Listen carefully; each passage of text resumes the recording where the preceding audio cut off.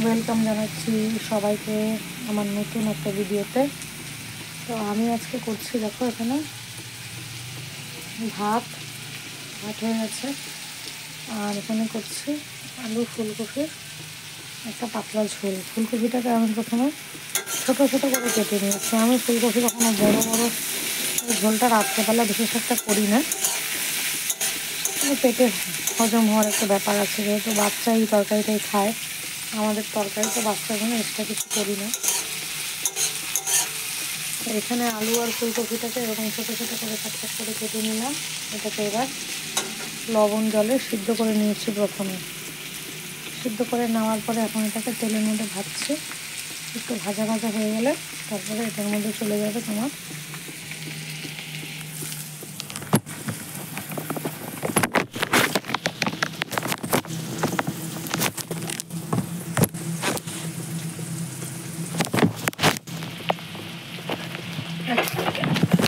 অসুবিধা হচ্ছে, এটার মধ্যে চলে যাবে এবার একে একে চলে যাবে তো জিরার গুঁড়া, হলুদ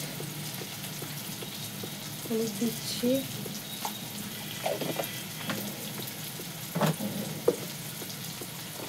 হলুদের পরে হলুদটা একটু পরেই দিতে হবে, তার কারণ হলুদ দিলে পরে কিন্তু সিদ্ধটা কম হবে।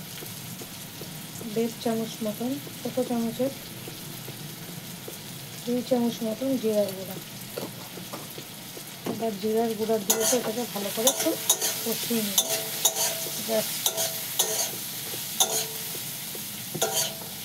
ভাজা ভাজা করে নেব ভালো করে। যখন এটা ভাজা ভাজা হয়ে যাবে তখন এটার মধ্যে জল দিয়ে দেবো। আর নামানোর আগে দেখে নেব যে কফিটা ফুটছে নাকি।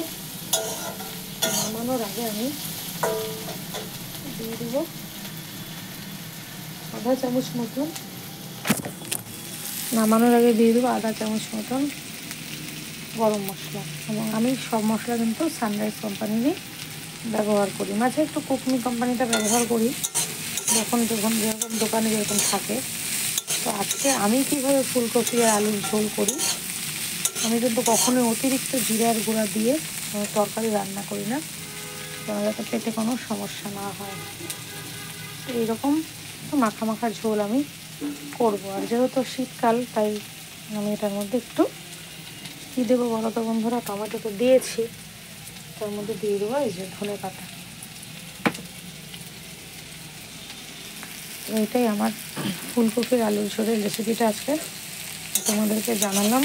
বাড়িতে এরকম ট্রাই করে দেখতে পারো। তোমাদের সাথে কথা বলতে বলতে আমি দেখলাম যে আমার ফুলকপি প্রায় সিদ্ধ হয়ে গেছে। দেখো ফুলকপি প্রায় সিদ্ধ হয়ে গেছে। এখন এটার মধ্যে চলে যাবে জল।